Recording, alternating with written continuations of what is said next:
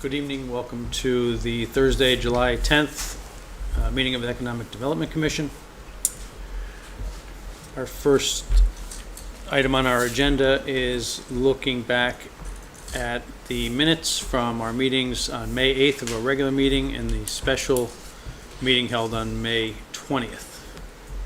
Entertain a motion to accept. So moved. See. Second. Sherry? Any discussion on those corrections? No? Okay. All in favor? Aye. Thank you. Tonight we have our guest, Dale Krupp from Rex Development, who's going to give us some updates and some new information on a number of different things going on in town. Dale, thank you. Pass that down, Steve. Sure. For the record. Thank you. So, as a way of introduction, you know that Jenny Kozlowski, the former CEO of Rex, retired, and her replacement is Michael Harris. And it's he hasn't come here yet, though, right? Not yet. Okay. And he's just, making the rounds. He's 15 towns to cover. So, I think he met with Mika, or at least talked to Mika, and Michael comes from the economic development world, but more from the innovation incubator, technology side. So in terms of doing community-based economic development, that's where I come in. I will continue. The budget for our services was just reapproved for another year till June of 26. And, my job started in late 23 as a pilot program to provide technical assistance to EDCs, help them get started. I mean, you're already way more advanced than that now, but when I first started, you were not. A lot of changeover when Mika first came in. So and then to provide like any kind of on-call service, but mostly it was working with EDCs, strategic planning, some business retention work. So through time, the requests have come in to do other things. And so now under Michael and the SCROG in the budget, we've built out more of the services. Now I understand Goldman and York are not involved with the town anymore. I'm not doing planning work. I've done planning work. I don't particularly love planning work. I like economic development work. So this is a handout of the services that were approved. The biggest is I'll be providing all the same services I normally do, but some of the things that we wanted to work on and offer to towns. I'm kind of doing this with the bar grant, but that's sort of a unicorn situation because you had ARPA money for me to be able to do that. Is if you got a grant from DECD or some state agency to do a community and economic development project, normally a town staff person would have to administer it, go do the procurement, draw down the funds, working with town staff and so forth. We offer that service now.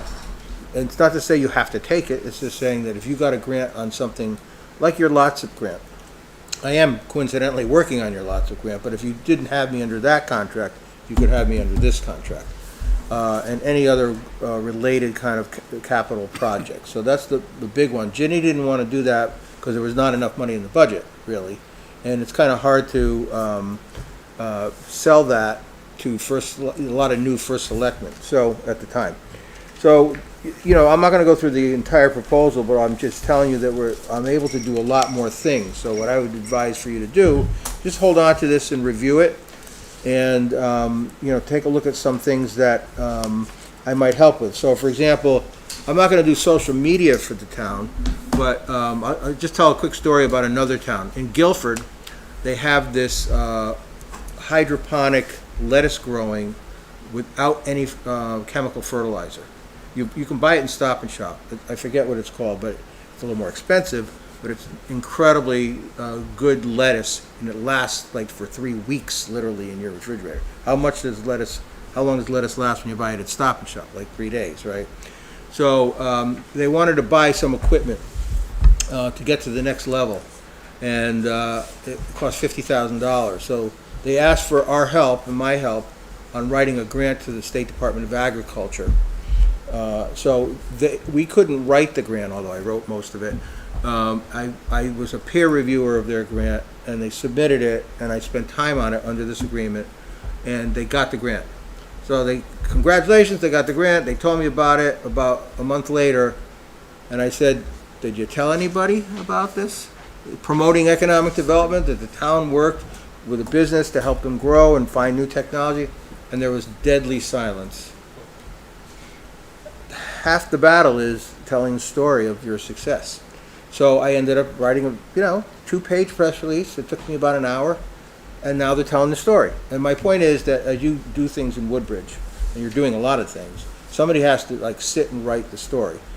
Some people use interns, some people use staff, but I'm able to do that for you now, where I wasn't able to do that before. To me, that's half the battle. You go visit a business, and they need something, and you produce it on a business retention visit, and you're able to help secure funding or just resources. Tell the story. It takes a minute, especially when you start getting into Connecticut Main Street. There's going to be a million stories to tell.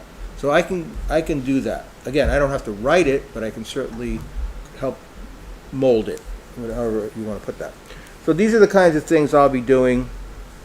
I'll be able to work more directly on grants, officially not write the grants, but really kind of help out. And like on the bar grant, I didn't really write the grant. Juliet and I peer reviewed it and rewrote sections of it to make it more applicable to the funding source, to get the points for it.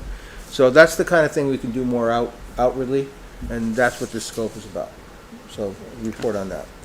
There's some other things I wanted to report in, but I see on the agenda I can kind of chime in as Cliff covers them.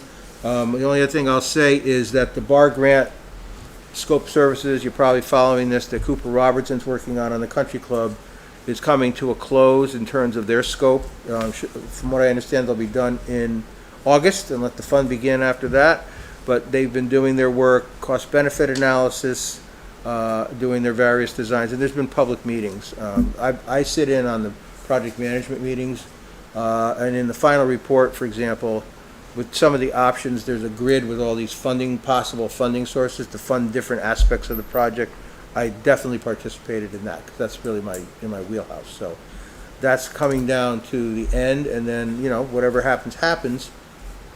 But bar grant will have been successful, and, DECD is fine with what's going on so far. Yeah. What do you mean, whatever happens, happens? Well, whatever the town votes I'm on. sure I understand that. Well, whatever the town votes on, wants to do.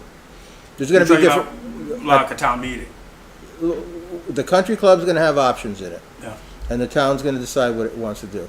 That's not in my. I'm just saying, whatever the town does, they will have fulfilled what the bar grant requires. There was a phase 1 update, phase 1 site assessment update, and that was completed. And it showed, by the way, there was no appreciable change since the last. There was no extra spill of some chemical or an oil tank that cracked, or But whatever happens, it's up to the town to decide, the direction of it. The grant is being fulfilled, the objective of the grant. So is there remediation needed on, because I know that you Well, there'll were be talking once about having UConn students help with any remediation, that there was grants available for them to assist. There will be remediation when you take down the clubhouse with whatever use is going to be. There's asbestos in it. So one of the things, I can't really get into the details because I'm still working on it, but I'm working on a grant with Mika right now to get hazardous materials for free, by the way, to the town.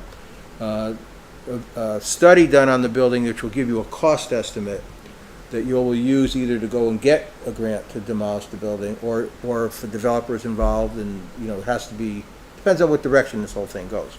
But to answer your question, we're looking at funding now, because really to move forward with that element of it, is the town going to pay for it? Is the grant going to pay for it? Is the developer going to pay for demolition and remediation? That's what we're going to determine. So that's it on my report, and as you go along in your agenda, I have updates within your updates. Perfect. So why don't you keep going? Great. Number 4 is the POCD update. Thanks to Chris Sullivan for providing some of this information. She says the substantially complete POCD has been sent to the Board of Selectmen and Regional Planning Commission for South Central Regional Council of Governments, beginning a statutorily required 65-day review and comment period for those entities. Last evening's Board of Selectmen scheduled a public hearing on the POCD at the board's regular meeting on August 13th of this year. 35 days before the end of the 65-day period noted above, the substantially complete POCD will be put out on the town's website with a link for public to provide comment. After the close of the 65 review and comment period, TPZ will meet to review any comments received back from the Board of Selectmen, the Regional Planning Commission for SCROG, public, and make any adjustments they feel necessary, then schedule an official public hearing to be adopted for the adoption of the POCD. There's no date yet for the public hearing held by TPZ. Likely will not be until the end of September or October. So that's the update that we have thus far on that. So when I saw, months ago, I saw the draft of the POCD, and I asked her to look at the economic development section, because there's a section for that. And I thought it really needed a lot of work. So I did redline it, gave it back. So what I'm going to do when I see the next version of it is I'm going to make a report to you, the commission, and Mika, of course, on, because it all has to tie together with all the other community goals. It's not just something in isolation. And I used to go through this a lot in Hamden, working with the town planner, because they had a full-time town planner, and wanted to make sure that the, tax, if you want to grow the tax base, that has to be reflected in the POCD. So for example, if you want to build out an area that's a state road, which is an area that you're looking at, when you go for funding through the state, they're going to say, does this meet the state POCD? Does your local POCD match the state POCD? If you wanted to put all farmland on 63, I'm just making up something, and you went for state funding to do something, they'd say, well, your zoning and your goals locally are not economic development. So that's why I want to take a look at it to make sure that it would match what the state POCD says, because they will not fund anything unless there's a consistency with their plan. So that's the reason why I review it, and I will make my comments to this commission and obviously Mika. Okay, great. Okay. We spent a lot of time on that. Yeah, and we circled back with them after we had provided our input. We had a Zoom meeting with some of the consultants to kind of outline some of those things and clarify some of the points that we made. So we did not receive any draft of it thus far to see what we were. Yeah, well, you'll get it now, I guess. Right, okay. Thank you. I'm sorry to interrupt, but so what might be the timing of this all again? Oh, I asked Mika to get, if I could see a copy as soon as it's appropriate, send it to me. I expect to get it soon. And so would that be distributed to us in advance of the next meeting so that we can look at it? Is there a way that we can do that? Let me find out. I'm not sure, because it has to fit within the 35 days and the 65 days soon. I wouldn't know if it's the next meeting or the meeting after, but they're all related. Because I think the Board of Selectmen get it. They get it. Right, well, it would have to be out before them if the Board of Selectmen, according to this note, has it for the public hearing on August 13th. We'd have to have it before. You should have it before then. Yeah. I'll follow up on that with Mika tomorrow. Last night, they announced that they received this substantially complete POCD. So that's why they went forward to schedule.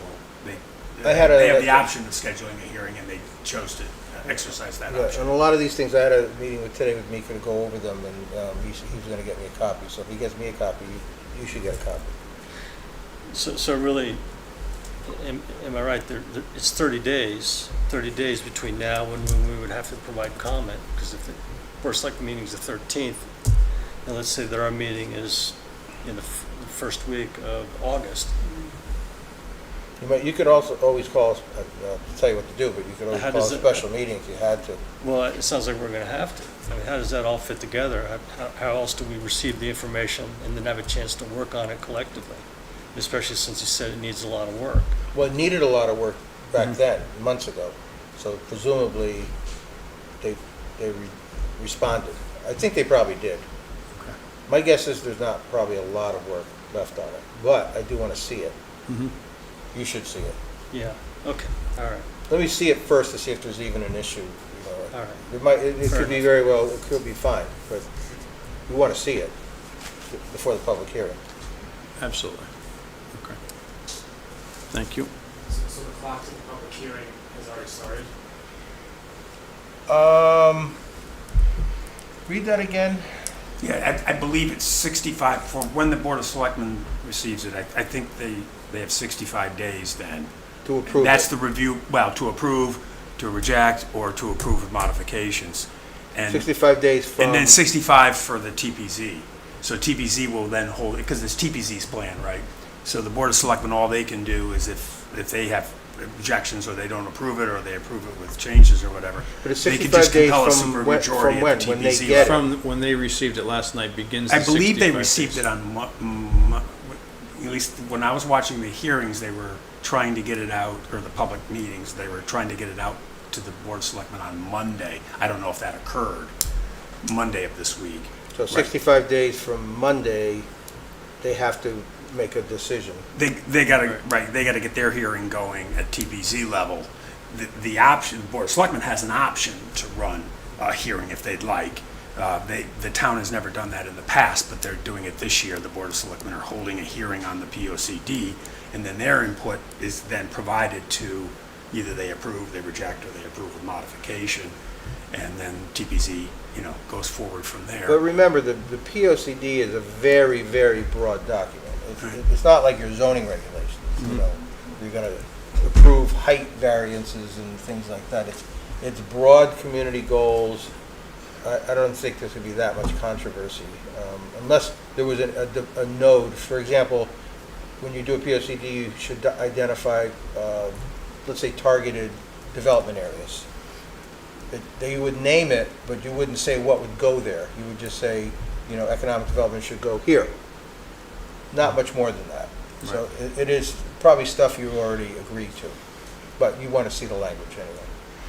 Because it could affect your zoning regulations later on. Sure. Right. So you made those changes or the state made those changes? When I first read it, it was like 2 months ago, I thought it needed to be beefed up to promote economic development. So they were more like, again, it's a broad document. So for example, I'll give you one really good example. When you go to the end of Bradley and you cross Litchfield Turnpike, is it? And you go into that industrial area, there was really no mention of that as a targeted area for economic growth. So I really was strong to say that should be a big area of economic growth. It's one of your own really industrial parks. It is the only industrial park that I know of in Woodbridge. Correct. And there should be an attempt to grow it even more. I mean, vertical or, converting buildings that are decrepit or, whatever it is. That's a good example of how they didn't really mention that, hardly mention it at all. And I thought that was like the only place you can do that, really, short of rezoning some other land, which is always not popular. So that's a good example of the editorial changes to broaden that out, so that when you get to the POCD's approval later this year, over the next year or two after that, you're going to redo your zoning regulations to be able to achieve those goals.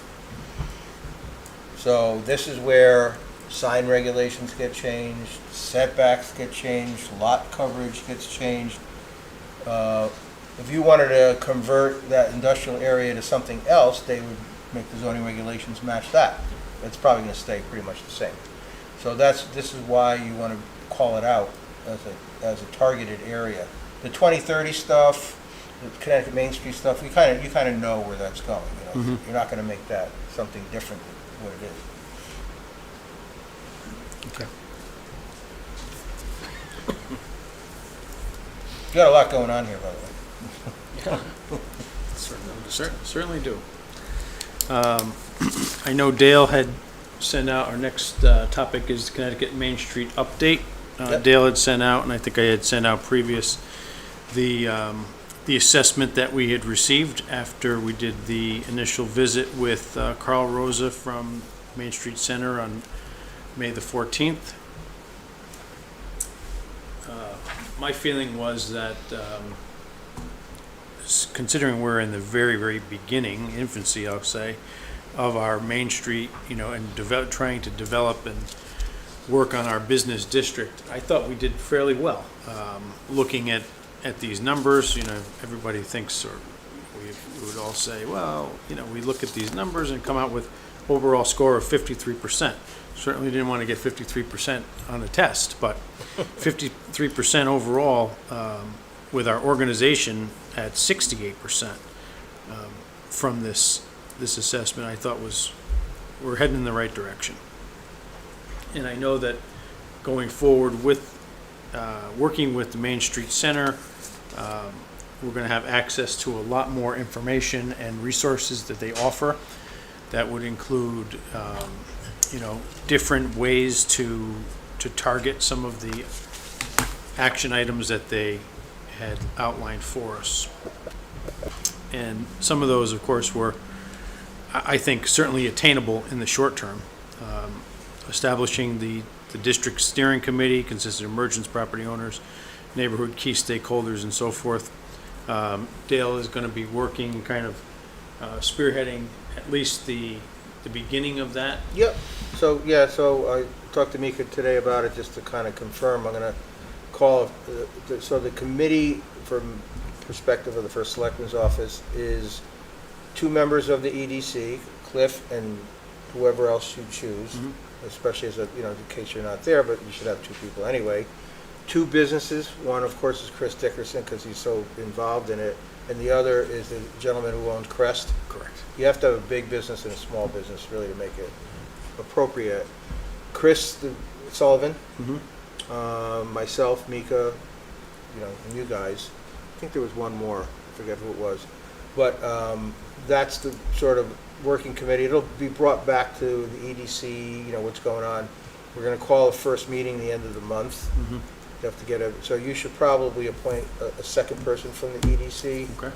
Okay, and then the idea is to sit with that assessment and not get overwhelmed by it, because there's like 85 things that, literally 80, you were there, things that they went through, and try to pick some of the things that are, like you're working on lot SIP at the same time, you're working on a lot of things at the same time, and you shouldn't be doing things in isolation. So you would take for example, if they wanted to do let's say connectivity was a goal of the Connecticut Main Street, well, you're already working on that with lot SIP, so you want to achieve those goals, because what Carl does is he comes back in a year and intermittently talks to you and says, what did you do with connectivity?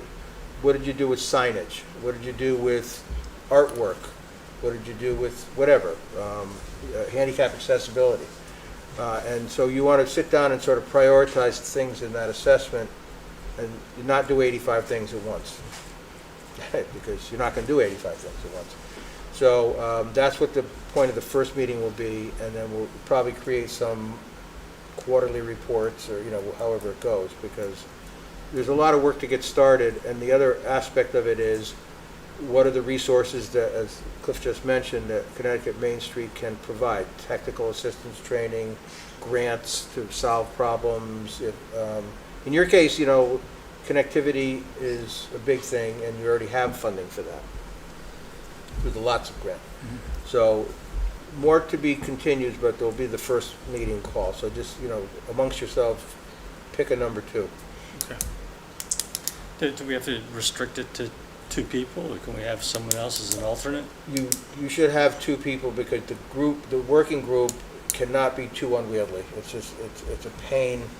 The group that you have is on the borderline of being almost too big, because there's going to be lots of conversation. So, you could have a subcommittee of the EDC to provide input, but to schedule the meetings with too many people would be challenging.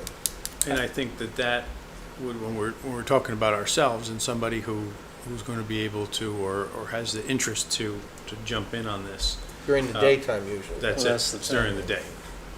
So, I mean, I have a lot of flexibility in my work schedule, certain days, but for the most part, we can plan these things in the afternoon, so, although there's been meetings at 11 o'clock in the morning, so you're running from the cemetery to your car to jump on a Zoom call. And you But- never know what's gonna happen, do you? No, indeed, Yeah, we do not. So if anybody has interest, we can certainly have an open discussion on that now, or if you want to hold off, we can. Is this a public agency? It's not gonna, is it gonna be a public agency, a committee of the town, FOIA, that sort of thing, or? I think you what's the should group?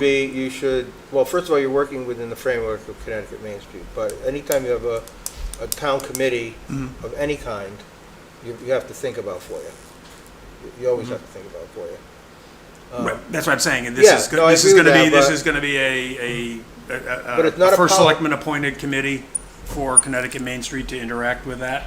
Say that one more time? This is gonna be a first selectman Yes. appointed, Yes, sort of ad hoc committee to work with? Correct. So it'll be a FOIA kind of a thing and have to have No, meetings open to the public? well, it's not meetings open to the public, it's just a working committee on the Connecticut Main Street. No other town that I've ever worked in had a open to the public working committee meeting for Connecticut Main Street. Unnecessary. And the idea is, once you kind of establish this Main Street corridor, is to kind of hand it off. And while the EDC at this point is going to kind of be the point on it, the idea is if you can get a Main Street, right? So the idea of Main Street, one Main Street is out the window here. But when we have these different pods, if you will, or nodes within the business district, the idea at some point would be to either form a 501c nonprofit to run it. That's what you see with some of the districts within New Haven. That's The downtown correct. Service District, They become Chapel independent. West, so it becomes its own kind of entity, which they still have guidance from the EDC in the town. But at the same time, these are the folks that are going to be picking out what kind of flowers get planted. I mean, kind of things that we don't necessarily need to worry about. And, But and the group this will is in- change over time. There'll be evolution, like, so for example, Chris Sullivan's gonna be on it because she knows the properties and knows things about the properties, but eventually she'll probably drop off. Because you'll establish this 501c3, which is very, very common. Yeah. So this is something that's going to really occur over an extended period of time. Yes. Absolutely. Yeah. So they do annual updates. So this 53 score will come back next year and say, you went from a 2 to a 4 in artwork, or whatever the topic is. Now you're a 65. And based on that, you'll go and you work on the next tier of things. You may want to add more businesses later. Because now you have so many things that are overlapping. You have the LOTSIP, which has some of the same people. You have the POCD, which of course is going to include the same area, pretty much, with a couple add-ons. You have lots of things that are just overlapping. So eventually the town although it has the contract with the services, it'll become an independent group, but it might take a couple of years. Yeah.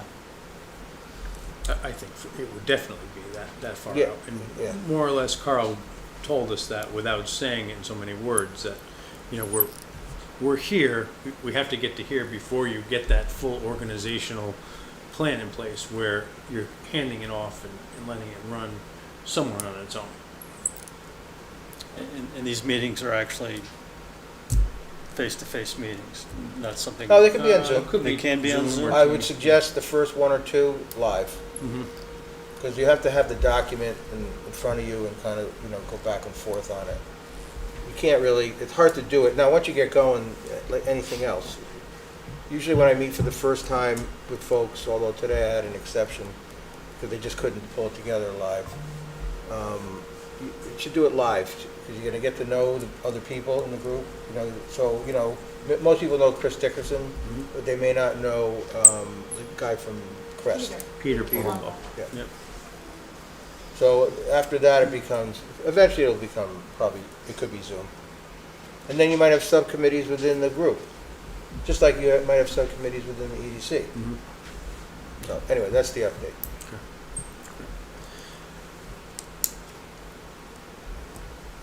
Some of the work that they had outlined in their recommendation, we've already started. So working with our list of businesses and so forth and trying to nail down the type of businesses, meaning industry, that we have within town.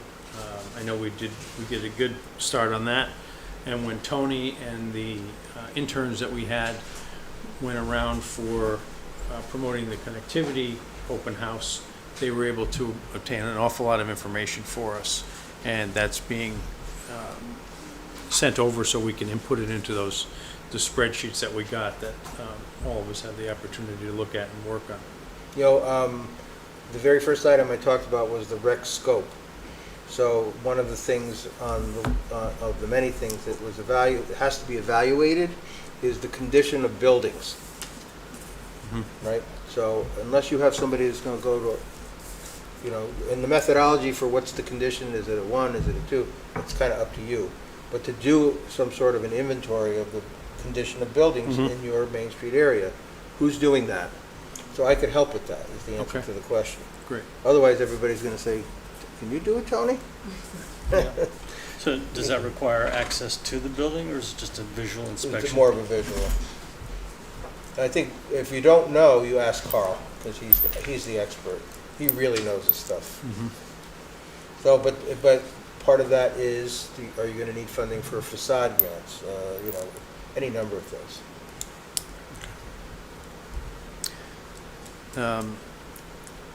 Another action item on that was to assemble the inventory of building stock and so forth. I had a couple conversations recently with some different commercial realtors and got some information about some of them and where we can look. There's a website, you know, similar to Zillow, if you're looking for a residential, that you can look at and see what commercial space is available.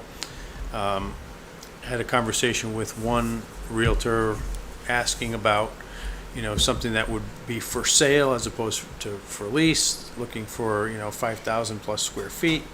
And he said, it's just not here. It doesn't exist right now. So a lot of these items that we can look at, it's going to also be for our education to find out exactly what's here. So I think that that's something that, you know, moving forward, that we can, whoever would be interested in taking on that role, when we look at Main Street and trying to accomplish some of this stuff beyond the Connecticut Main Street, just for our own sake, from economic development perspective, saying this is what the town has to offer.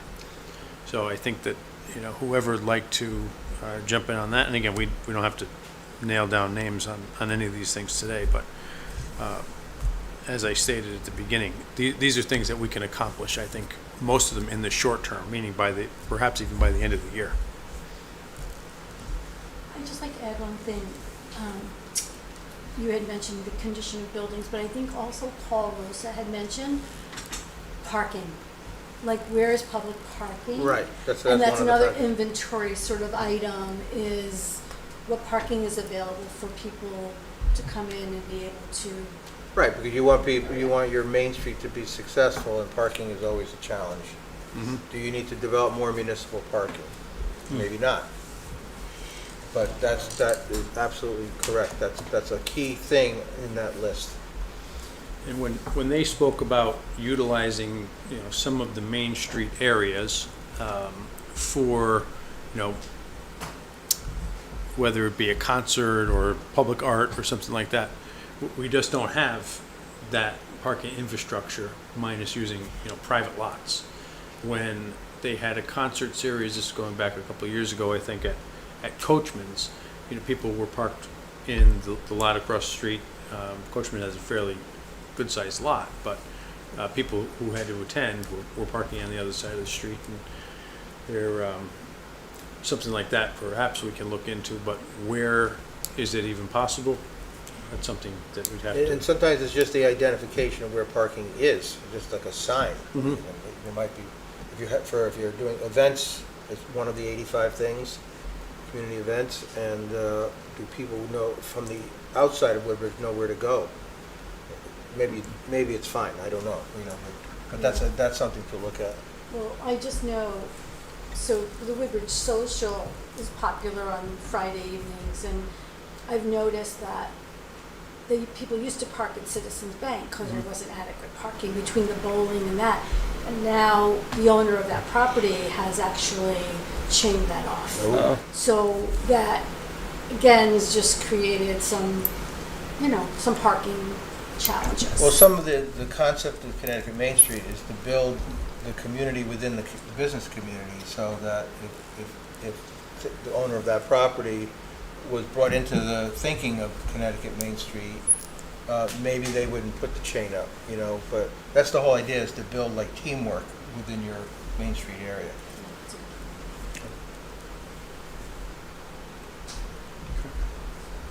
any other questions on that? Moving on to the connectivity project, I know Dale has a few things, but on the 9th, we had the open house, which was held down at Crest. It was very well attended. There were a lot of thoughtful questions posed by the public. Paul DiStefano and his group of consultants and experts that work with him were able to answer most of the questions in using understandable language. So when they spoke about answering the questions that folks had, one in particular was crossing the street on Bradley Road. How can you cross the street mid-block?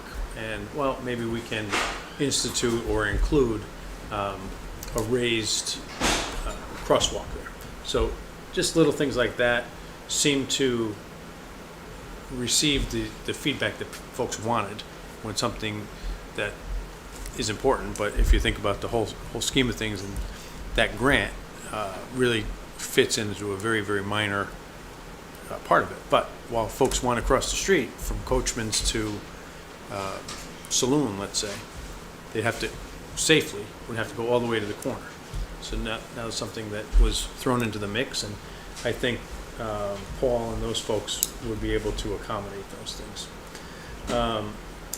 They're going to come back at the 60% mark. This was the 30% mark. And then by late fall, they're going to begin, in theory, looking at putting some requests for proposals for different bids for this project out. So the update on that is, after the 30%, and I saw an email just today on this, 30% drawings and the comments from the public went to DOT, because the money comes from DOT. And they have provided their comments. I have not read them yet. I saw it came in today. We asked, what's today, Thursday? Mm-hmm. I think on Tuesday I asked Paul to follow up. He said they're supposed to give their comments by the 15th, which is next week, but they actually gave their comments today. So those comments, along with the other public comments at the event at Crest, we'll have an in-house discussion with Paul. I think it's a couple weeks from now. We were expecting their comments next week, so we might revisit that date. But go over that and see if anything really changed that much. I didn't hear anything else outside of some traffic calming needs on Bradley, which is the only town road part of this. Right. Where you have control over that. The DOT, it's their state road, so you're not going to be able to do too much. But we'll put all the comments together, and that will go into the 60% design, which will, and when we meet with Paul, we'll know when the date of that completion will be. It'll be in the fall. And once you get to 60% design, that's pretty much the project, unless there's an act of God or something that changes things. And then you'll probably be out to bid, later in the year, early 26. You have plenty of time. There's no real rush to do it. And that's why it's important to coordinate the Connecticut Main Street with the POCD, and there's a lot to overlay here. But there will be a production meeting in a couple of weeks to go over all the comments, and at some point, I suspect, did they come to the EDC, Paul's company? They did not. They did not. Okay.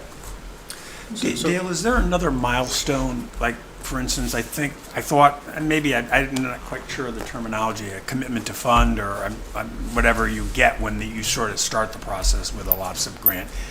Is there another milestone that comes out of DOT for the actual funding, and that's part of that process? You get their comments back, and then they say, you know, you're good to go, you're guaranteed to get this money.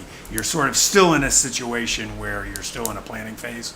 Yeah, but you have the grant until like 27, you know, there's plenty of time. That's the only document you have from DOT is the grant award, but you have to meet the requirements of the 30%. Then they release the funds to pay SLR, you know, for their services, the engineering services. When you hit the 60, and they know, SLR knows they don't get paid until they fulfill the DOT requirements.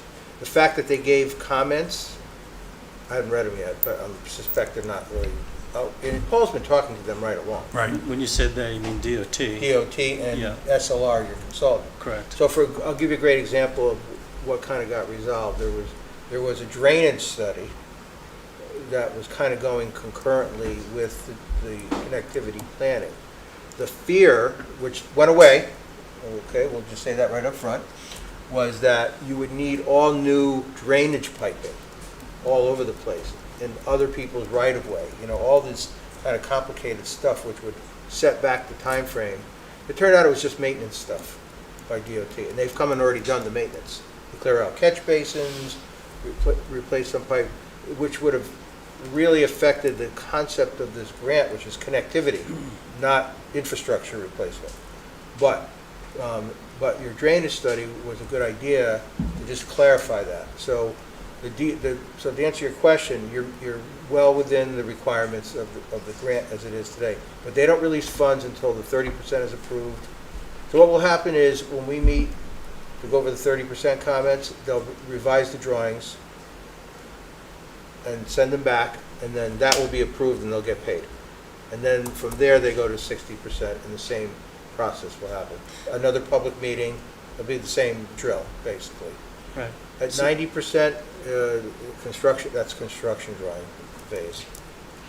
Right, so after at the 60% point, there is going to be another opportunity Correct. for public meetings. I think that I think that that's the point in time where we really need to make sure that we are contacting business owners and inviting them to that Yeah. meeting. Because they don't want to learn at some point in time that they're having the sidewalks torn up in front of their place. It's going Yeah. to affect their business or their access and that type of thing. That's a really good point, because, you know, not everybody made it that night, or, you know, something, you know, whatever is distracting them, but that's why they have all these public Yeah, meetings. Tony was going to say something. Yes, so I actually did a physical walk through the whole area that would be impacted.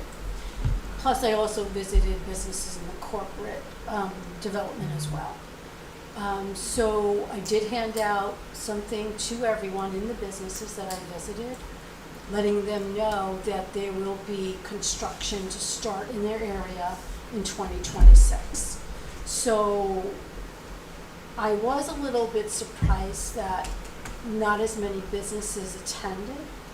I do have every business I visited, and what was on my mind is to create an Excel spreadsheet with those businesses that I visited, and just have them, let them know that we will probably put on our website somewhere for them to get updates, so that they could then, on their own, go ahead and certainly become acquainted with the project a bit more. Yeah. So I think I did supply with everybody that little write-up that we handed out. So I did connect with a lot of businesses and spoke with a lot of business owners. What I found is mostly the commercial property owners attended. And I think that was interesting because they're the ones that own the property, so maybe the businesses, while interested, you know, maybe. That's a really good point. There was a woman that owned a strip, Owner. like a strip Selden center. Plaza. Right. And she was saying, look out with the trees. Like, Right. be careful with the trees, you're blocking the signs. Duh. Yeah. Remember her?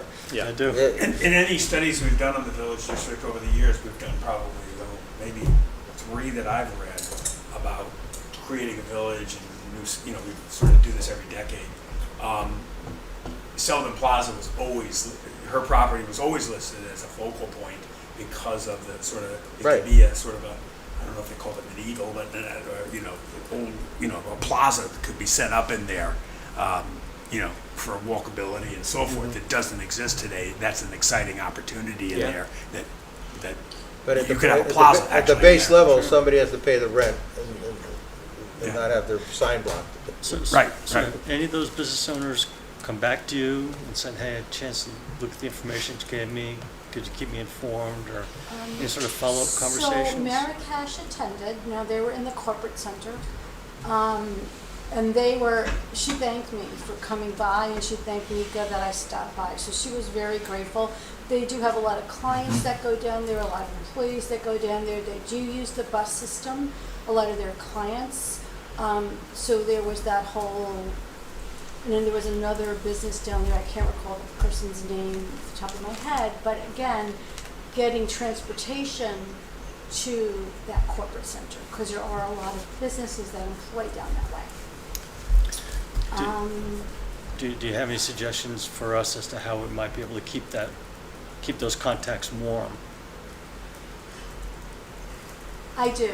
Daniel, I believe, entered all of those business things in a spreadsheet for me. So I do have them, and just have to kind of go through the list and have a moment to re-look at them. And I don't know, I'd love to be able to cluster some of them, and unfortunately, I don't think we have anything on our assessor's website that has that type of information, or nothing that we've been able to determine. So I know you've talked about clustering also, so maybe that you could help be a little bit more hands-on in helping with that. Let's sit down and talk about that. Yeah. Yeah, no, happy to Yeah. do that. So I think that from the Excel spreadsheet, when I had a moment, I was thinking of just sending a reach out to those people, and then updating the Google sheet that Cliff had put together. I need to just make some time to do that. I'll be in touch about this. Because you're gonna want, you want them to show up for the 60%. Yeah, that's what I'm thinking, and that's something that'd be important to me. What I was I'd surprised like to be at- involved with. Yes, absolutely. I was surprised that that they had like a bus shelter concept and lighting, that nobody really said much about that. There were a couple comments about why waste money on that instead of, putting up a traffic light. Well, And again, that boils down to the state's approval. And it's- Yeah, and also traffic lights cost a lot of money, so, Cliff and Dale, are we actively working at the same time on coordinating the zoning and the planning that needs to be done to create that down Main Street community? To create that community, because don't we have to sort of, I can see if I was a business owner, what are we, sidewalks nice to hear about, but I'm the business owner, are we gradually moving from a drive-in sort of, drive-through banks and drive-through coffee shops and drive-through places, and we're in time moving, and we got to come up with a good plan for how we move so everybody's happy that we're moving in the right direction. And, alternatives and, incentives to get that plan underway. And then the zoning changes that are necessary to be discussed amongst the people that will be affected by that zoning. Because I see this as sort of a, and I don't mean to be a downer on it, but who's doing that right now? We don't have a planner. They were a zoning planning firm. Where's that happening? Because this could be sort of, progress delayed is progress denied in terms of on the zoning issue. So if we don't change the zoning, we're going to be stuck with what we can do. And somebody, at the town had spoken last POCD 10 years ago that if you make the zoning changes, it'll happen. Now, you want to be thoughtful because you want to do it under a plan. I would suspect the town would be doing that, not just make zoning changes and see it get built by a developer deciding what the plan is. But, who's working on that? And that's the kind of stuff I'm interested in. Maybe it's a little drift from EDC, but that's the kind of stuff that I would be interested in. Well, the LoSiP is in the public right-of-way, first of all, not the private right-of-way. So it's sidewalk installation, road changes, public road changes, bike lanes, Yes. but not on private property. But, point well taken in terms of getting the businesses involved, so if they bring up a legitimate issue that might affect the design as it relates to access to their business, that's what you want to get them. So that information needs to be shared, but the zoning that you're talking about is absolutely correct as it relates to the final POCD, 100%. And Connecticut Main Street to some extent, because it may propose doing things that would like the woman with the centers, with the trees, saying that's a perfect example. But the LOTSIP grant is all in the public infrastructure right away. It's not on private property. Yeah, I don't know that addresses the kind of question I was saying, because I think we have to do planning and zoning for that area together on top of this while we're building infrastructure and walkable communities. We've got to sort of think about what's the zone we need to start to come up with the vision for down there. We had a quick discussion, if you want to call it a meeting, one day with Goldman and York about this whole idea, and when talking with the folks on the POCD, also trying to narrow down, because there are so many different zones within the business district that we're looking at, is that something that I believe was going to be a suggestion. It wasn't necessarily coming from us, but a suggestion to narrow down the number of zones that are there. So this is going to the zoning board to say, in order to make things work, you need to make some change. So while I think, I certainly agree that change has to be made down there with the zoning. I don't think it necessarily comes from us, but at the same time, the question about a particular property was brought up that they were talking about selling has never gone through that I'm aware of. And should you try and preemptively make a zoning change? And the answer from the planner was no. Don't do it. Leave it for a developer to come in and say, this is what we want to do. And if you look at the 2030 plan from 2023 that's on the website that has those drawings that they visualize coming in and seeing mixed use, commercial first floor, residential on maybe a second floor. That vision is there, but we're not there with the way the zoning is. Yeah, particularly along Amity Road. Certainly, I appreciate that a lot of times zoning changes are, and it's a legitimate and tried and true method of having the developer come with an application about what's feasible and so forth, and has interest in doing this, and that's a way they can develop. But I also think, given the history of the different things that have been sought down there to do, involving the community, is it worth, being a little proactive on saying what is the plan down there, not let a developer come in and say, I want to make this kind of zoning change, because it may be a bit disjointed, and to say, here's where we're trying to move to.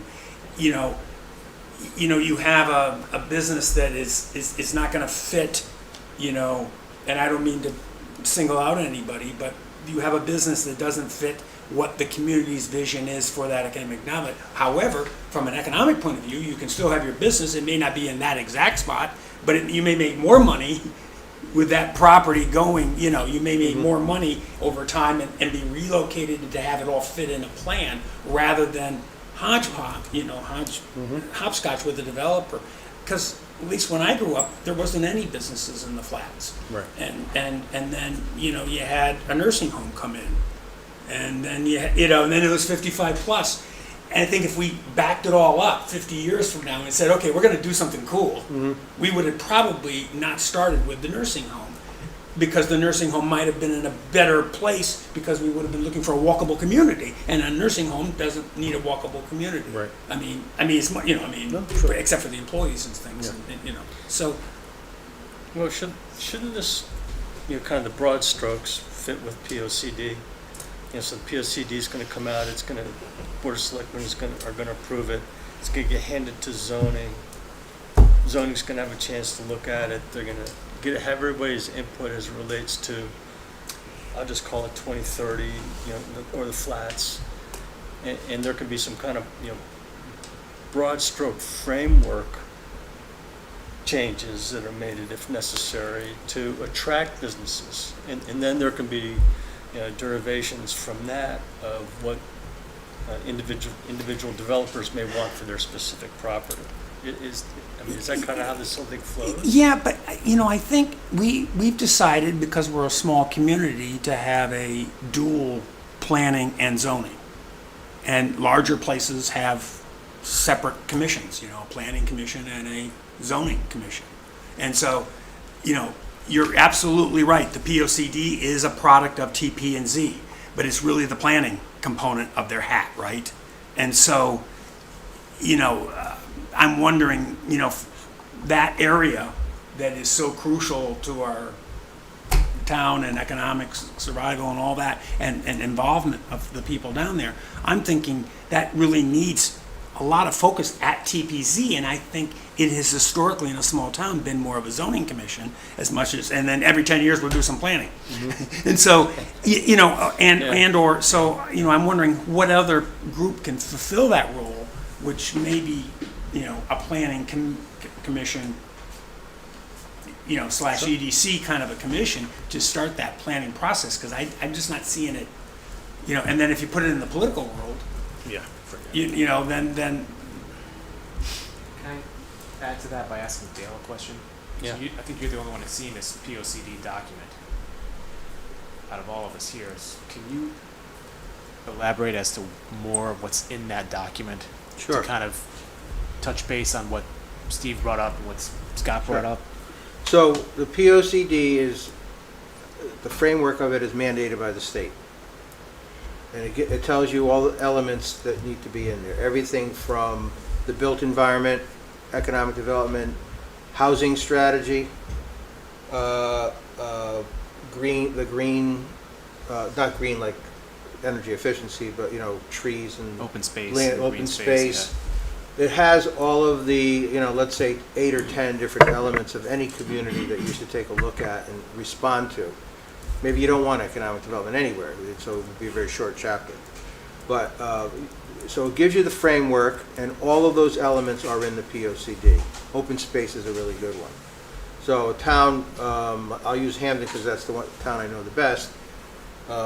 They did an inventory, and there was 32% of all land mass in Hamden was open space. So do you need more open space? The answer was no. I mean, outside of small things you can do. But so that's what sort of the process of it. So you say, okay, no more open space. If you want more open space, where are we going to do it? And it identifies in the POCD where you're going to do it. With economic development, they give the broad brush goals. You know, they talk about employment and things like that. But they also talk about development nodes. Yes, we want to grow the economy, and in Woodbridge, you know, to a certain extent you do because of your mill rate. Even after reval, it all kind of readjusts, but it's the same. It's the same thing with different numbers, basically. That's everywhere, not just Woodbridge. And then, therefore, by growing the grand list, should you increase new areas for economic development? If the answer is yes, you say that in the POCD. That's all you say. Not to say you want it to be biotech, you want it to be strip centers for retail or medical or any office space, nothing like that. You have the main goal. Once the POCD is approved, how are you going to get the main goal? The tool is zoning. So that at that point, then it's going to be another round of zoning changes to meet the goals. Now, a lot of times in towns, POCDs don't change appreciably. They might redefine areas for commercial development a little bit more. They want to go more, let's say they want to do form-based zoning, which is different than, not to get in the weeds here, but, you know, most zoning is what they call Euclidean zoning and by use. We want to have more biotech here, medical here. But form-based zoning is about form and shape and how high you want to go, how close you want the buildings to be to the street line. You want to make it more like new urbanism, or you want to make it like the west side of Manhattan with a bunch of commercial on the first floor and residential on the second floor. A little bit of what 2030 was talking about. So to get there, then we need to change our height requirements. That's where the zoning changes, if that's what you wanted, of course. You want buildings up close to the street. That means your front setback has to be changed in your zoning regulations, or side yards, or whatever it is. You have a mixed-use building, you don't want to have your zoning based on numbers of square feet of a commercial and the residents, because the residents go to work in the day most of the time, and the buildings in the commercial, so you want to share the parking. You don't need as much of a parking field. Are your parking fields all asphalt, or are they permeable, meaning, water penetrates? So those are the tools to get to the goals that happens. But online now is your previous POCD, and it has all the elements you're probably going to have been revisited. I don't remember what it says, but towns don't change them that much in Connecticut. It's just a built-out environment. You go out to the southwest, or even the southeast, they're building new stuff all the time. So that's a really different animal. So I don't know if hopefully I answered your question, but. Let me ask another question.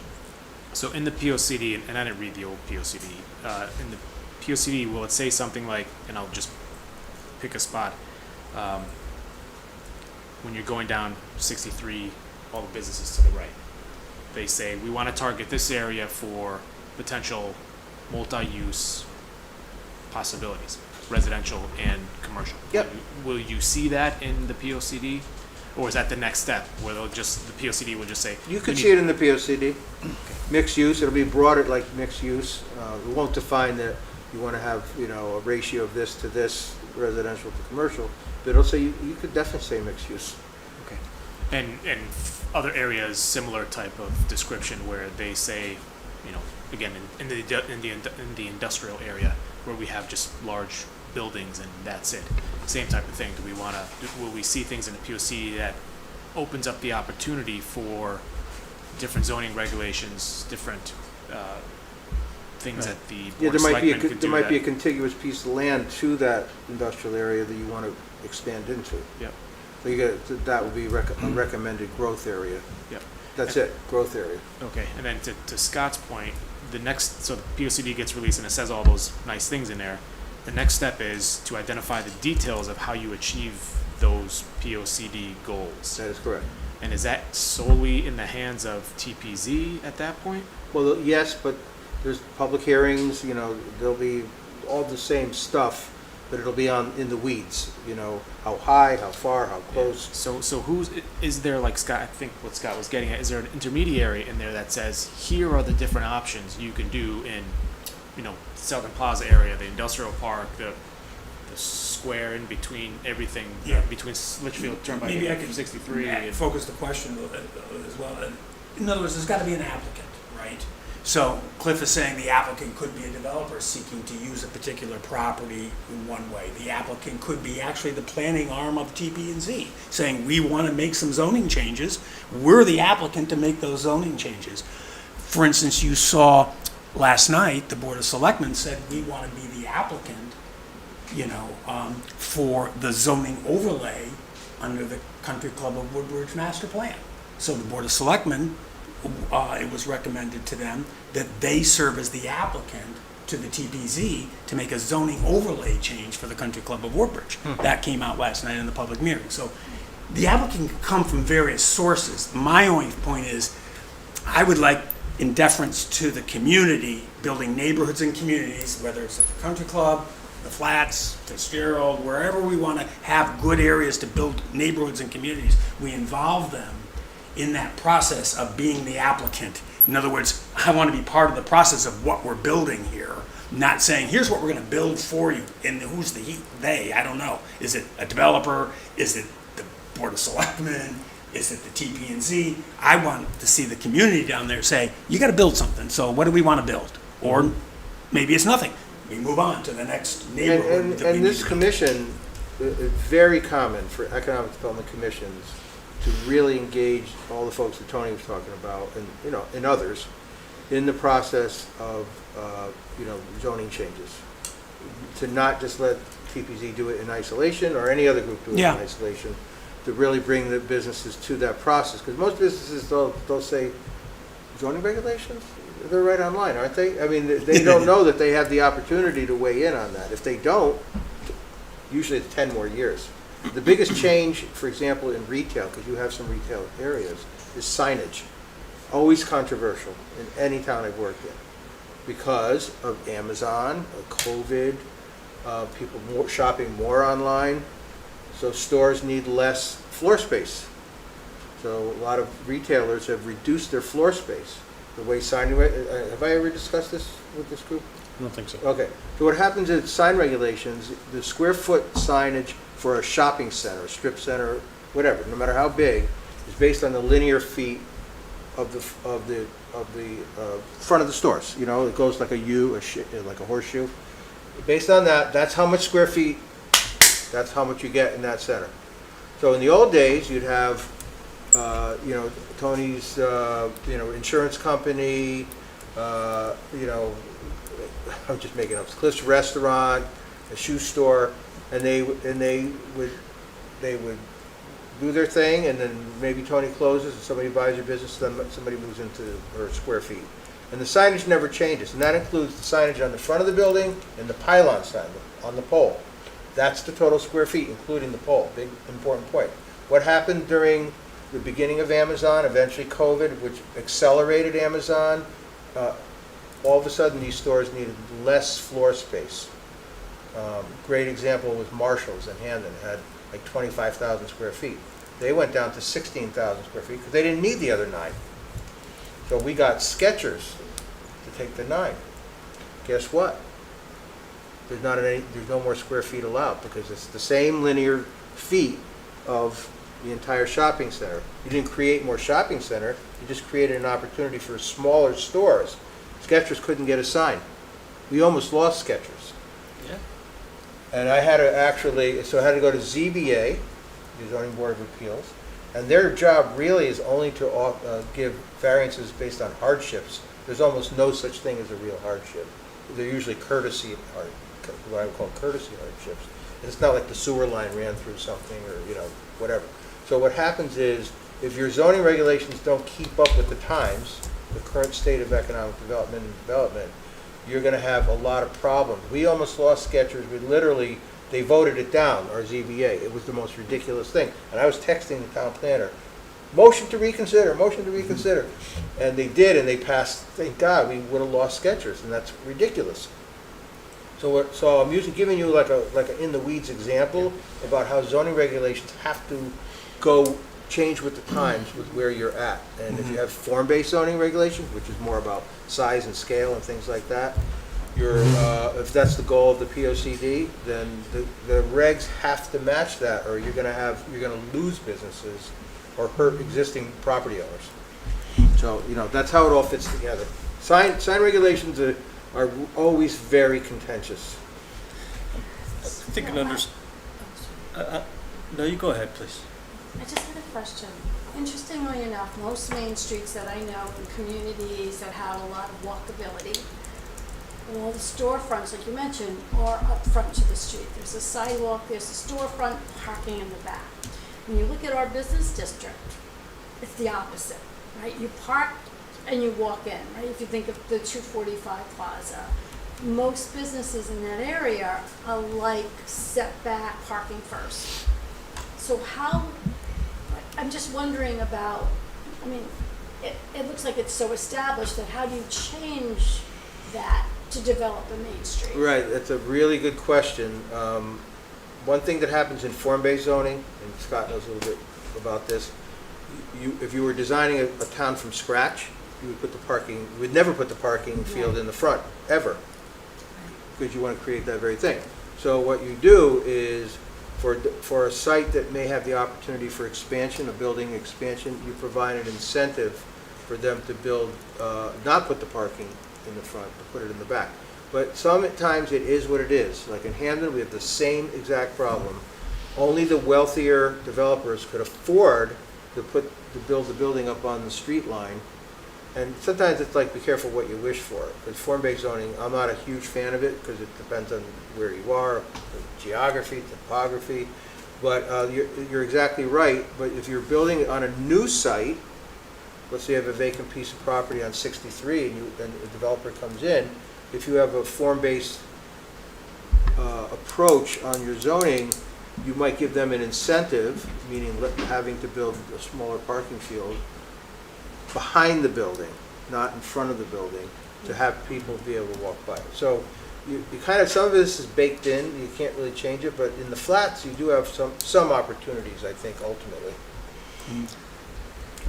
I was just going to say that, and please disagree with me if you do, but it sounds like that we really need to be sure that we have a chance to look at the latest iteration of the POCD, Sure. that we are doing everything we can to, create a vision that's going to fall to the Board of Selectmen, that's in turn going to fall to Town Plan and Zone.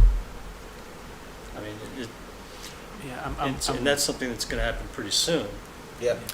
definitely But there'll agree. be times, there is time to change it, but you want to get in sooner than later. Yeah.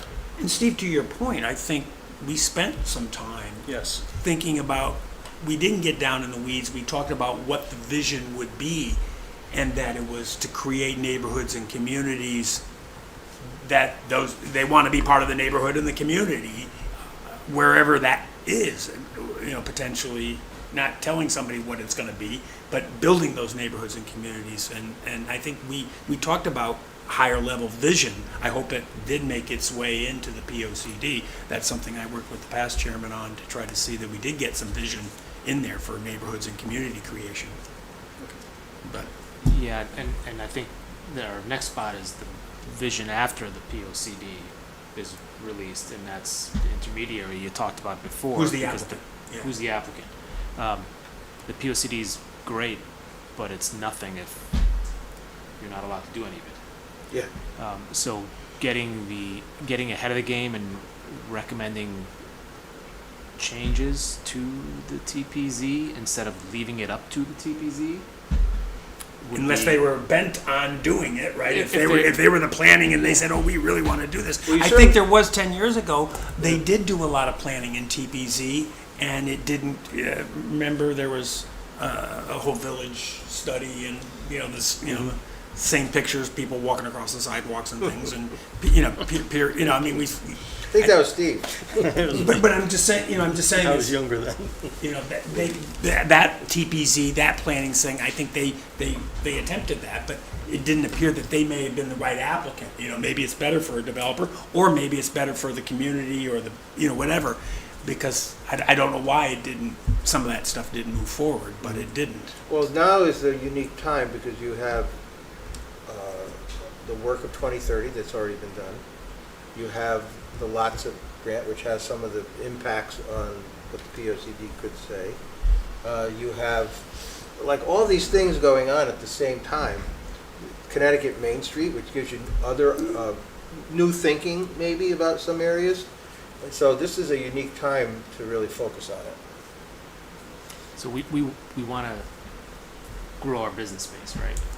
So we don't, and maybe I'm not thinking it the right way, but I don't want to wait for a developer to come in to the TPZ and say, hey, I want to build a bunch of apartments on top of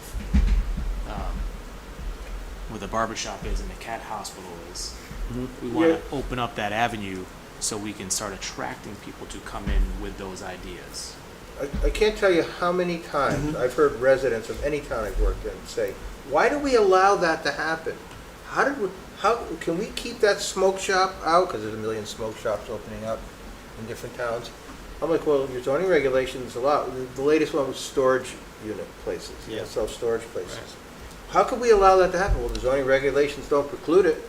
So when I get off exit 59 to come here, there's that ugly, excuse my French, ugly ass building. I can't believe, because that's New Haven, they allowed that to happen. How could they have allowed that ugly structure, a key exit, because that's a key exit 59 to me, because it goes all these, and there's a gigantic self-storage place right there, because it wasn't precluded. So if you don't want self-storage anywhere, or you only want it in your industrial area, or, you know, even then, you have to understand, self-storage is a huge business, gigantic business. I never, until I learned about it, I thought, like, who's storing all this stuff? I mean, how much stuff is there to store? But you'd be surprised. But that's, if you don't preclude it, if self-storage is not allowed in the flats, you know, which you wouldn't want it there, obviously. But we didn't do that in Hamden, and we had a whole bunch of them on Dixwell Avenue. And it's like, well, the zoning regulations didn't say you couldn't do it. Well, there's your chance right now. The zoning regulations matches the POCD. And what do you want? You don't want smoke shops.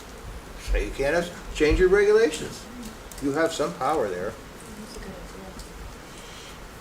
That building, when I get off, that galls me every time I get off that exit. It's like, oh my God, this is the ugliest thing. What was there had gone into disrepair. Yeah. Well, it's ugly. What's there now? What's going to be there? But we face the same potential risks, if you will, or potential situations could occur that We do. the community says, how did that happen? And so maybe we need to, you know, I mean, I'm not trying to pick it. I mean, it just seems like there's an elephant in the room when it comes to, you know, 2030 is great, but we, you know, sort of held the thing that's really sort of important back, and we're doing the infrastructure, but this is so crucial to making it viable and good, and the community's involvement. So just talking about the sidewalks and showing the plans, I was expecting a bigger participation about what are we doing down, you know, what are we doing, as opposed to, so, you know. I think when you did the housing thing recently, you know, you attempted to do that, giving perspective on housing in general in the town, and why it's important, and different types of housing. Mhm. You're trying to do that as a community-wide need. And I thought it went really well. You're speaking to the choir to some extent that night, but at least it was, to me, a very positive conversation that was going on. And you need to have that regarding how you want the flats and other commercial areas to be. I'm working in the town of Clinton right now, which has a nice little downtown. They have a real, like, more traditional downtown, and they have a TOD there. They have a train stop right in the center of it. But there's not enough people that are downtown. They need density downtown to make the numbers work for developers, and people that want to take the train. So, I mean, that train is amazing, but nobody uses Shoreline East as really down in ridership. But they face the density issue. If they don't bring people to live downtown, the downtown will never prosper, ever. Right. We're expecting that one. No. All good. Yeah, good. Moving on, we had also under update, EDC emails, everybody has complied with the request. Something in addition to that, we worked with Tony, we had talked about getting some, you can pass some down if you want. These are just, so we had some generic Economic Development Commission business cards made. The back is blank, so when you're meeting with somebody, you can put down your, you know, jot in your name, your contact information. Hey, if you have any questions, you can reach out to us. Rather than doing individual cards, we just didn't see the point in spending the money on that. So at least we have something. This was something that's been discussed for quite some time, that when we're walking in, it's not just, you know, Cliff Lynch walking in and saying, I'm from the EDC. Well, here, I'm actually from there. Right? So we've got a box of them. Feel free at the end of the meeting to take what you want. Did you already make the whole thing? That box is full of these? They're full. Correct. Yeah, that's how they came. So this is, we have them for as long as we obviously need them, and we'll have plenty. So thank you to Tony for helping us out with that. On retention, several business owners had requested, had some questions and so forth when Tony was out doing the circulation of information for connectivity. I talked to several of them, and just this week had a couple very interesting conversations. This is kind of tying into the new businesses, I should say. One lady called, she's opening up a massage and spa services.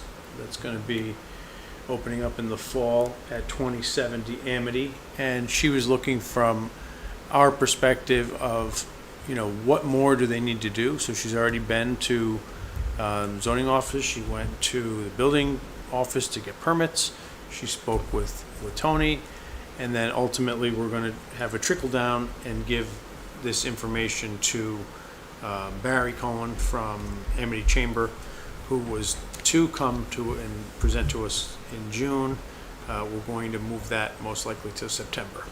So he's really getting going on a lot of different things here in town, and he was happy with the way that the town is now submitting information to him. So for a business like this lady's business, Yeah. how do we, whether it's EDC or the other commissions in town, Mhm. selectmen, how do we help promote a new business that opens up in town? So I was happy when she called. She was amenable to me getting back to her with the answers to the questions because I didn't know. I read through the zoning to see if that type of a business required, anything special. It did not. But I called Chris Sullivan, asked her the questions, so I had the information. When I spoke with her, I could say, this is the answer that you've already been given, but if you have another question, we can come back to them. To promote these businesses, I think that's going to be us working hand in hand, ultimately with like the Amity Chamber or something such as that.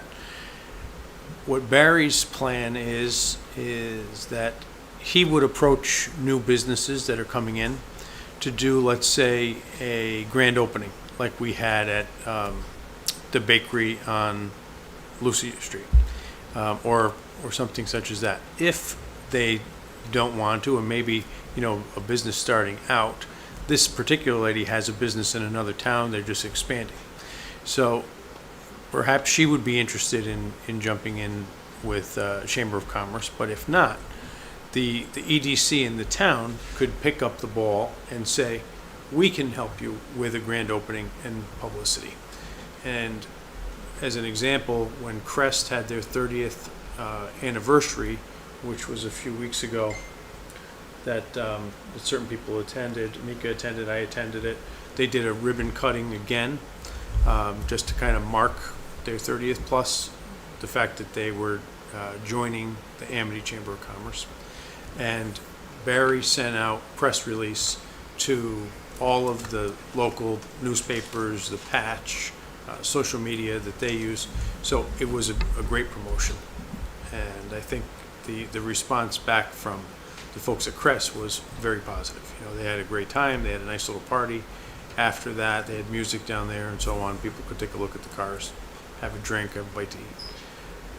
And if we can help facilitate these type of things with these businesses, and then, to Dale's point earlier, promote the fact that we're doing it, can only help us as well as the business owner. So the town has just a regular Facebook page, right? Yes. For social media, content. Is there any prohibition to, telling a story of or opening a business or with a couple pictures? We've been doing that in the newsletter. We did it for Crunch. We did it for Atlas. But the newsletter comes out once No. a month. The newsletter is electronic? It goes to every household, and then it gets posted online. Would this be something that would be getting going with the Main Street kind of group that you're putting together? As it moves towards a 501c3? Well, marketing kind of a Yeah. group that you're putting Yes. together? Yeah. Oh, well, that's down the road, but the answer is yes. But that could be a Yeah, task. but that I'm they saying, can tackle maybe right it's up not front. this business, because the chambers are good at doing that, they already do that. But let's say, like, you have life science businesses in Woodbridge you don't even know about.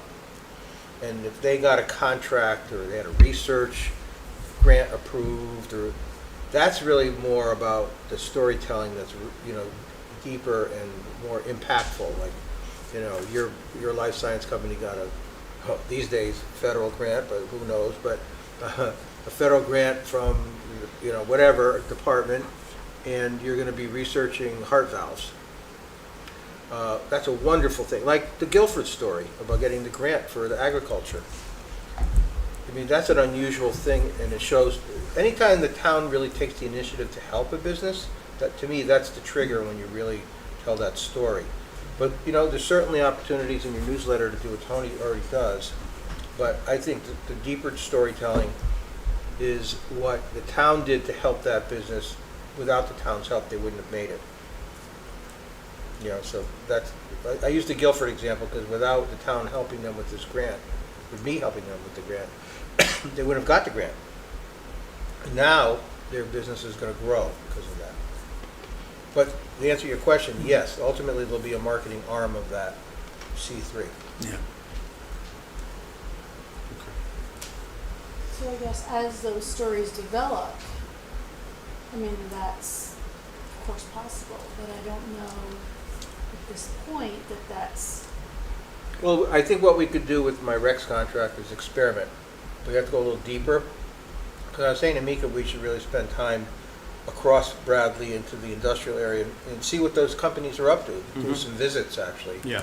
And see what their needs are, and you'll find things you don't know about yet.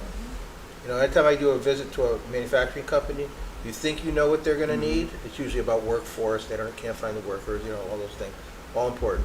But you're also going to find out some other stuff you don't even know about yet, and maybe you help resolve the problem for a company. And maybe your public works department can do something to fix something on a road, to change drainage, or I don't know. You tell a story about that. That helped the bigger company. So, but you'll get there. You will get there. Is there something we can do in the interim, like a business spotlight type thing, where we can, I don't know if it'd be like on the Facebook page or somewhere else, where we can just highlight a business, like you said, maybe a life science business got a new contract, or manufacturing business got a new contract, or the sign place down the road, you know, tell people, hey, the signs you pass on such and such road is from our local business place. Something that just kind of amplifies. You can do that, business. but you have to keep up with it all the time. You're opening the door. Like if you did that for, you know, for Scott's business, you got a new contract to sell widgets in Poland, and they're using you know, supply chain from I don't know, Meriden to help fund the, you know, make the parts, and that comes out in September of 25, and you don't keep up with it, and somebody looks at your Facebook page and they see the last next year and sees the last thing in September of 25.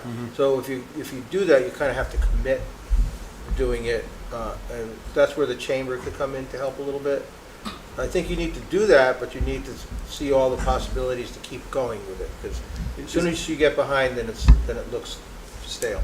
Is there a way to put that, I don't want this to come out the wrong way, but put that responsibility on the businesses, where we open up the opportunity for businesses to send information to us that gets posted, so then it's really their requirement, but it's up to them to keep it refreshed, keep the information coming, to let this Facebook page, wherever it's going to be, know what's going on, and we monitor or administer. I would talk to Barry about this a little bit and see if that's the best, you know, find out the best way to do it without creating work, because you don't have staff, really, No.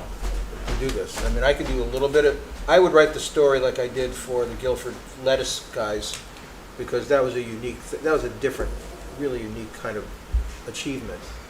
But if somebody just got a contract, when I was in Hamden, I was getting paid 40 hours a week, or actually 70 hours a week, when you really paid attention.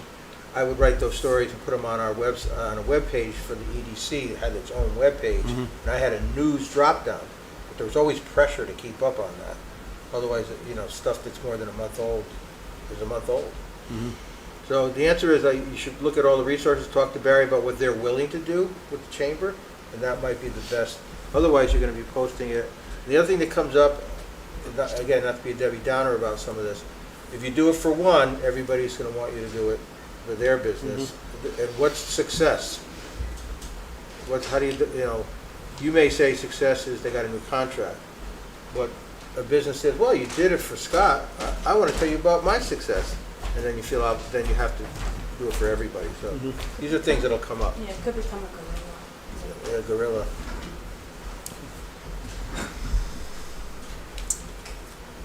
Could I Yeah, just say something about businesses also? So just so, I'm not sure if you're really aware of this, Cliff, but supposed to be a bagel shop coming into town across from the Crest dealership. I think in the old UPS. UPS store. Was that shared with you? I had heard about it, but not Because I know Mika spoke with the officially. gentleman, I don't know if it got back to you, but I will follow up on that. Okay. And then copy Barry and yourself tomorrow. Well, not tomorrow. So Yeah. if not tomorrow, early next week. Mhm. I'll go ahead and just make sure that you have that person's contact Great. information. And also, I don't know if anybody knows, but 27 Lucy Street is up for sale. It's where the old Svensson Insurance Company has been for years, Okay. sort of right across from JP Motors, like Mhm. that area down there. So he was just happened to stop in yesterday, was mentioning that to me, and they're looking for someone to buy the building. So I just thought I'd let everybody know. How about that place that's right next to Monroe that's just got painted brown? Yeah, Used that. to be the West Process place. Yep. I spoke with, just in passing, I was out for dinner with a group, and one of them was the real estate commercial broker that had that. And he said to me that they signed a lease and it's supposed to become a farm-to-table restaurant.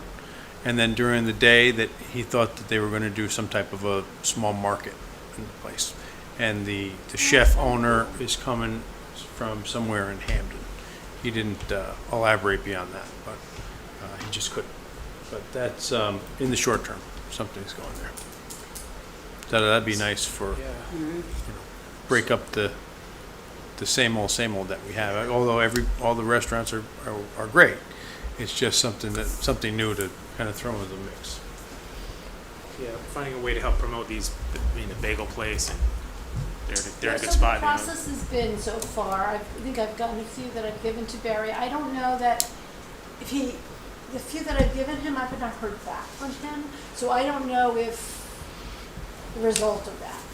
So I don't know, I thought the process was to flow. If he couldn't do the grand opening, Then he would get back to get us. back to you. Some of them were at-home businesses, or Right. some of the ones that I've received that I've given to him. So I guess we should figure that all out. He had asked to get together for coffee in the near future, so kind of revisit it and see where he wants to go before he comes and kind of gives us his take on the idea of a chamber and this process that has been put in place with Tony.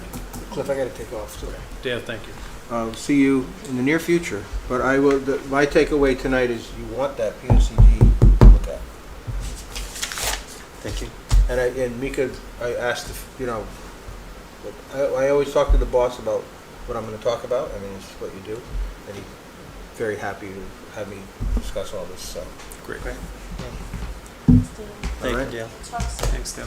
Take it easy, everybody. Enjoy your summer if I don't see you. Probably see many of you. I see you, Scott, at everything. A lot of time on my hands. Moving on to new business, does anyone else have anything to bring up? Okay. Sherry, anything new on that pop-up, or So have we we decided had agreed to keep it on the back burner for now. Yes. They did reach out the other day. We're gonna talk at the end of September, Good. just to kind of touch base, so just to kind of keep them warm, but not.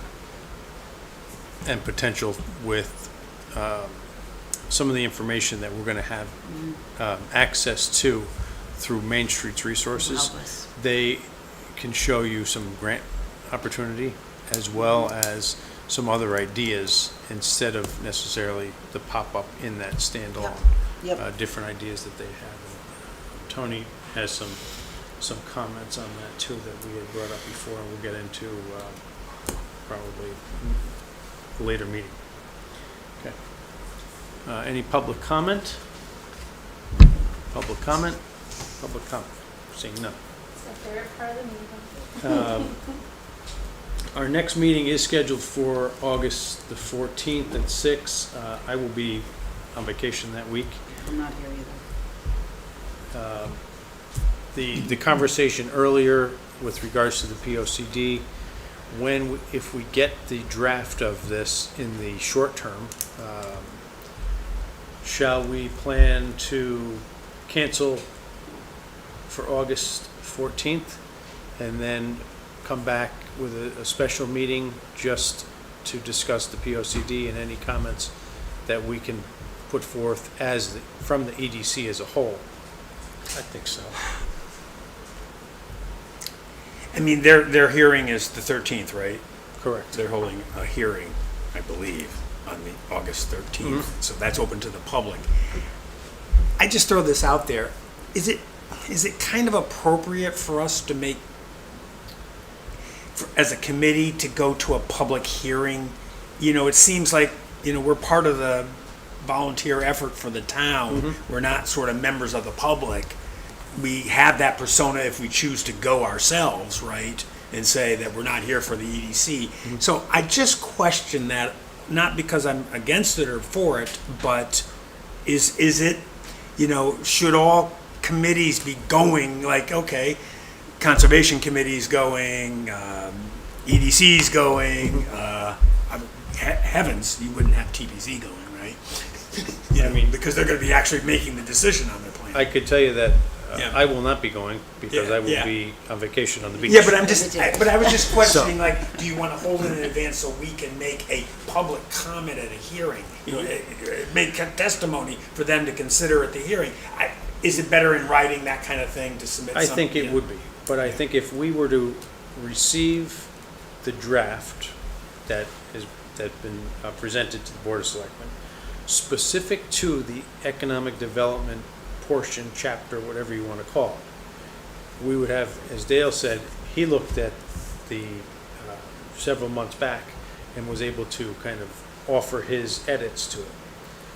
If we looked at this and there's anything glaring to any of the topics that we discussed this evening, could we or should we come up with our suggestion, put it in writing, and submit it? So we don't necessarily need to sit here and have someone step up and speak publicly at the public hearing. But we do have that opportunity to present these comments from the EDC, again, specific to the economic development chapter. That'd be my recommendation. As long as we're allowed to do that, give the Board of Selectmen a written document that says, here's EDC's take on the POCD and our recommendations. Yeah. I would definitely recommend it written, not go to the Board of Selectmen meeting and speak. I would put it in writing. Maybe somebody goes to the Board of Selectmen meeting as a representative should somebody question something. But I would encourage us to review ASAP and comment ASAP in writing. If we're allowed to do that. I think we are. I mean, I can certainly circle back and check and see if that's allowed. But within that time period, we're looking at what the EDC portion, is being submitted to Board of Selectmen, ultimately the town, and then to TPZ for their public hearing, 65 days plus out. I don't see anything wrong with it. But, certainly we can get clarity if it is allowed, or if it isn't, well, then we can, I think we still have our meeting to discuss that specifically, and if there's anything else that can come up, we can add, to a special meeting agenda. And we can have that prior to that week of the 13th, 14th. I agree with that. I think we should have, and based upon what we've learned and what we're learning, we should have an opportunity to provide final edits to the POCD, at least our segment of it. I think that's important. I'm fine with it, but I sort of would have fallen on the side of respecting the way they designed the process for a whole year. So I would have fallen, I'm not that important. But you know, to and so that I would point- fall on that side a little bit. Like, I think we had that opportunity, but I'm happy to go along with the group. and we did. So I'm not making a big point We about it. offered our feedback. Right. But did we ever see even just our portion? Take everything else out of it, right? Take conservation out, take planning, take zoning out, just the portion specific to EDC. We offered our feedback based on what we were given from 10 years ago. We never saw another draft. So I think it's only right that we have the opportunity to review it and offer our feedback. We'd like clarification on this, and then when it goes back to the board and ultimately to TPZ within this time frame, maybe they take some of these action items that we, if there are any, there may be nothing. May not be. You know, we've never, like, as I said, I don't think the Board of Selectmen have ever held a hearing, a public hearing on a POCD. So this is uncharted territory in that respect, and maybe they want to hear that because they want to form their opinion of approval, rejection, or approval with modifications. So maybe they want that from the committees. I don't know, but I was just saying there was a process that was set out from it, and I haven't heard anything. Nobody's told me that we should be reviewing it to submit now a new process to the Board of Selectmen. You know, so that's my only comment on that. I don't want to create.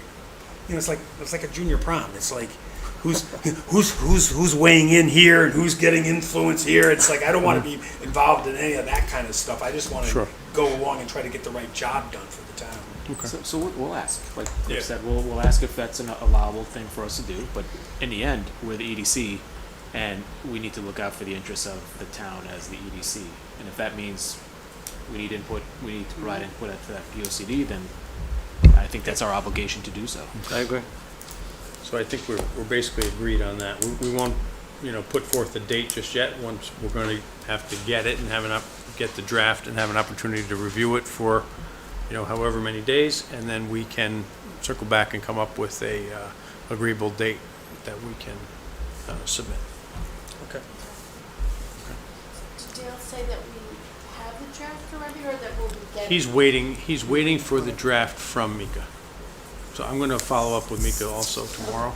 Yeah, I didn't see it. I tried to look quickly on the website, and Wasn't unless I there. missed it, I didn't see it being No. put up. But he talked about it last night as being, everybody's going to have it. So. Okay. All right, so then we're gonna, so is a definite, there won't be a quorum for the 14th, right? So I should create a cancellation notice for that meeting. I would with say the town yes. clerk. And then we'll come up with a date, we'll poll, get a few dates, and then we'll poll everybody in terms of when everyone's available. Okay. Can I ask a question? Just a procedural, Cliff. We're 8, right? We have 1 vacant and 1, so we're 8 One. members by seats, if you will, but 1's vacant, and then we have 1 member. One that's- no-show. that has trouble coming. So what's a quorum? Quorum is 5. It's 5 because it's, even though it's It's a vacant, seat. it's not of the 7, and so it's 4. It's 5. Okay. Yeah, I got clarification from that. Tomorrow We we'll all got cancel. it. Here. It's the number of members that were appointed to that body. And Gotcha. then Thanks. Okay. Anything else? Nope. How about a motion to adjourn? Motion to adjourn. Chatty. Second. All in favor? Aye. Thank you very much. Thank you, guys.